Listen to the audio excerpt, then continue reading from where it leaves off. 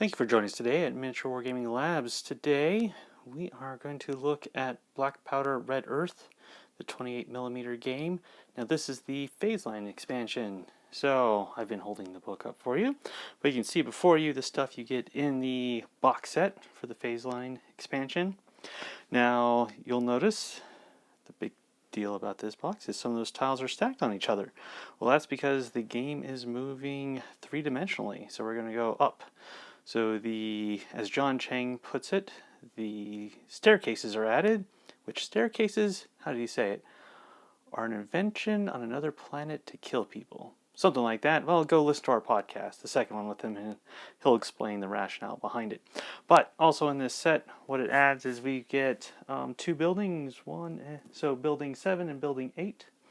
Those are going to be 2-story. It'll tell you how to stack them. We also get a handy set of doors now. So if you want to say doors closed, you leave it there. Say doors open, pop. Doors open. So just a friendly reminder there. And you also get some wall corners here. And this will hold the tiles up.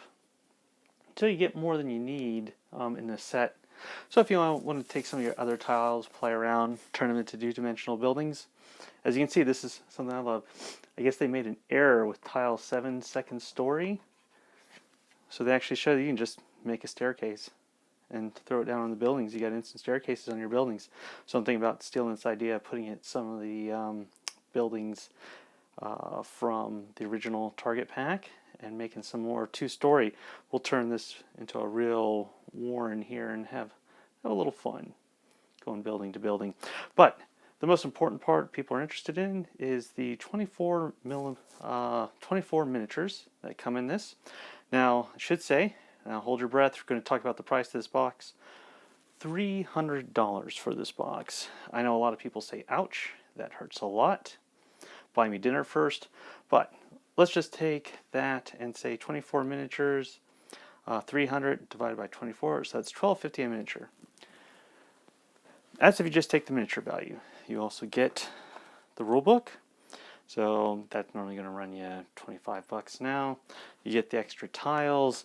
You get cards to add on to your game. So fires, I think 3 fires card, an atmospherics, bunch of intervention, some new battle space cards since we're going two-dimensional, and the fires cards.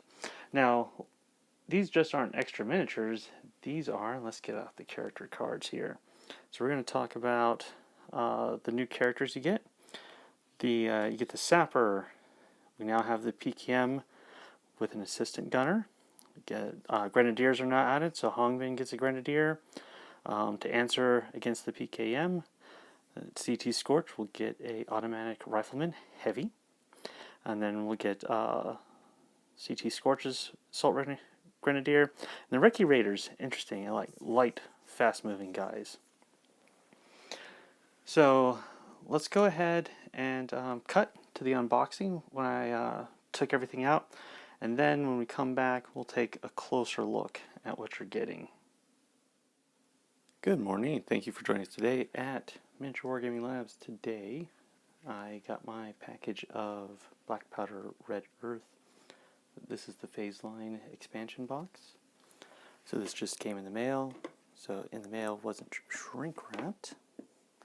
So let's go ahead and open this up. And you got it in here. Alright. Miniature. Advisor 3. Alright. Looks like we've got our new tiles. And we'll go through these a little bit more closely, but you can see this has the stair option, and this shows you which way is up. Reminds me of the old D&D, like Keep on the Borderlands. They had little arrows to tell you which way the stairs are running. Alright, and now this is what took up the mass of the box. Got the extra minis for the extra weapon type guys they're going to add to the game. We got our new battle. We'll have to crack these open, but there's probably also got the other cards besides battle space. Here's all our faces. Excellent. Now here are doors and wall corners. Interesting. It's starting to get a little three-dimensional. I've gone back and forth on that. I kind of like the two-dimensionality of the game. I'll probably make this, probably don't have to play with these. These are probably nice to haves, but we'll try them out. And here is the Phase Line book. Now, I am one of the Patreon supporters, so I have the PDF copy of this. But I wanted the physical book because, as you can see, when you get the PDF, you get this as a PDF. So it'd actually be cheaper just to buy this box than the amount of printer cartridges that this would run through to print all this off. Anyways, I just like having books. But same art styling as the original, very well done, and they actually got pictures more of their minis in here too. Excellent. Alright, so we're going to go ahead, get these guys cleaned up, assembled on their bases, and see what it looks like all put together. Now as we take a close look at the miniatures, first thing I want to point out is you can see the tiles here, and they lift up and become little buildings. I should have a door for there. Okay, and go up and use the door. The door widths match the door widths on the tile. You still have the little markers for the window there. So that is the idea. So in order to make it where you can go vertical in height in the game, but still comfortably use the terrain, because in most games, when you put a building in place, the building pretty much comes dead space. No one really goes in, no one lifts stuff off. This actually makes it quite easy to lift stuff off, preserve the game state in that board, and set it back in. And see if I can develop some tiles, push this higher. That'd be cool. But you can see the stairs are marked out in the tile, and it's like the old Keep on the Borderlands. Shows you which way the stairs go. It goes down, connect into there. So that's cool, I like that. These resin pieces here, you can tell this is done in the new Siocast. Some of these have mold lines that go down here, and to remove them would destroy the texture, so I didn't file them off. I kind of chipped away at them, and hopefully the paint job will cover up that mold line. But I like the detail in the door. See a lot of intricate woodwork, and all the doors. A lot of the doors are different. Oh, where's the one? Yeah, this one. This is my favorite one. It's got a little padlock right there.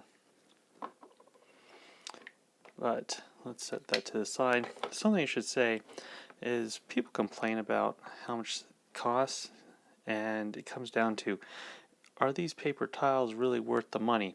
Well, first, these aren't paper. So here, let me get some water. So I'll show you. So there's water on my finger. Oh, I'm rubbing it on the tile. You can see there's water glistening off. That's because this is not paper. This will not turn to crap when you put water on it. See, the water's still floating on top of it. So these things can be abused to all bejesus. I'll just wipe the water off, and we're good to go. So you could spill sodas on this stuff, clean it off, get back to gaming. That's why this set is so expensive, is because what is normally ephemera in other gaming box sets, this stuff is built to last. So even like these cards, so you can see these cards are really thick. Got some water on my hand, rub it on the card, rub it on my shirt, and the card is fine and dandy, like cotton candy. Alright, so I wanted to show that just because people don't seem to understand that. So a lot of this stuff is very survivable. So let's go ahead and we'll take a zoom in on the miniatures here. So we'll start on the Hongbin Shurta Yari Guard guys. So let's see. Let's move the doors out of the way here. Alright. So here is our new enabler, enabler 2. I cut off the little labels and put them on bottom of the bases that are provided. And you can tell this guy's in charge because he's looking cool and sticking his point of his weapon system up in the air. That's how you know he's in charge, because he's relaxing there. These are the cool ones I like. Got the guy carrying the ammo. You got the PKM guy. So we're bringing more heavy weapons in. One of the new groups on here are Grenadiers. Do I have them all? I see Shirta. Yeah, there's the other Grenadier. Okay. Should have just looked at the rifle. Got some Grenadiers here. Now, like I said, these ones are made with the new COCast system. Now, the ones in this box set, really, the COCast resin versus the Spincast resin they used originally, the way it reacts when you clean off the mold lines and the filing lines, different, but no different in challenge. Now, I will point out something. So, in the original sets that came out, you've got sappers. And so you can see there's two of them are really suffering from encephalitis, which is the shrunken head syndrome right there. So before I even realized that and started putting them together, the company sent out replacement sappers, and I got those in the mail, and those guys showed up here. So here's an example of one. I will say something. So there's this guy I put together, and I glued the arms on. So too late to move the arms over to this guy because I really glued them in here. However, this second run they did, the resin plastic that they used on these guys, outstanding. Like the original guys from the first set from the Target package and everything, the resin they were using in the Spincast, resin is resin, you learn to live with it. This second batch in the COCast, this stuff actually feels and handles like plastic, almost no mold lines. This stuff's beautiful. So you can tell that they're getting their manufacturing down. It's getting better. Really happy with these guys from the second batch run that they sent out. So I'm hoping in the future when I go to like your hobby place, Alexandria, and buy more miniatures there, that'll be in this more hard plastic-like material. Very happy with that. Very easy to work with. I didn't clean it. It came off like this. No mold lines, no flash. Very beautifully done. The ones that came in the box seem to have more of that resin fill. When you file it, you get this pilling effect, and you've got to scrape that off too.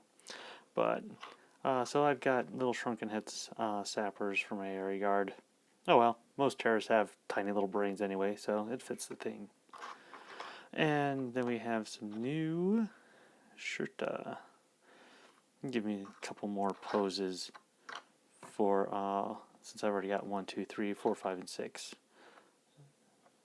Some good poses there. So let's move over to the Scorch team. So looking at the Scorch team here, here's our Grenadiers, 2 with their primary weapon systems up with the grenade launchers holstered, and 2 with the primary weapon system slung down, grenade launchers out. One thing I'll say, in the RE Guard, you really didn't notice the mold lines or the sprue gate shift from the Spincast to the COCast. And these guys, the way they had to put the heads in, they mounted the sprue gate to the back of their helmets, which actually on some of the models destroyed some of the details. So I had to smooth out the helmets to hide that fact.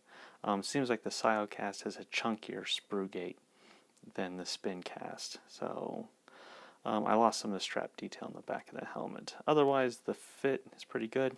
Probably the most valuable advice I can give you on all of these here is glue in the weapon arm first. So I did this a bunch of time and kept getting like little gaps. Won't be much of an issue when I finally paint it up, but it's like still a slight gap. And it took me most of the assembly before I figured out attach the weapon arm first, let it set, then attach the supporting arm, then attach the helmet so the gaze is right, then put it on the base. Just a little bit of advice there. Okay, so now that I've rambled enough, let's talk about my favorite guys, the Raiders. Little tiny weapons right there. You get 4 Raiders. You pretty much get 4 of everything except for the advisors, enablers, and heavy machine gun guys. But I got their little weapons there. And they have their pistols as backup. So these guys seem to have, how would I put it? More move and scoot type guys. Kind of like your recce guys, but more so. And so here's the new Advisor 2. I also bought the Patreon exclusive Advisor 3, but that's not in this set, so I won't show it. It's just for me. And my favorite guy, the light machine gun guy. They're big. Big. They'll give you a lot of extra firepower for your CT Scorch guys. So overall, happy with the miniatures. The Siocast first run, didn't really notice a difference from the Spincast. The second run of the Siocast, those models are beautiful. Very good. Alright, let's go ahead and do some final thoughts. Alright, so in the final assessment, Phase Line is a good expansion when you buy the Target Pack. It is a $300 investment. That is not for everyone. This is a group buy. If you have a group that's really into Black Powder Red Earth, you're playing it a lot, buy this set. I'm thinking a ratio about one of these Phase Line sets for about every 3 or 4 people in your group. So beyond that, I would just go ahead, become a Patreon member, you can get the PDF for this for $5, or just go ahead and buy this book off Amazon for $25 and buy the miniatures. Now, like I said, for the quality of the miniatures, the amount they charge once they start selling them individually, really good buy for the quality. The advantage of the Phase Line box is getting all the tiles and everything together in one go. But like I said, that's not for every individual buyer. Not every person in your group who's playing Black Powder Red Earth needs to buy the whole Phase Line package here. One person should probably buy it, then everyone else can buy the little additions or add-ons that they want. So at the end of the day, I think this is a recommended buy for the hardcore enthusiast. Not for everyone, but it's good value for the money, and I'll probably get a ton of hate comments based upon that assessment. But listen to me. Made in America, tough as nails, good stuff, good game. Alright, well, thank you for joining us at Miniature Wargaming Labs, and we'll see you next time.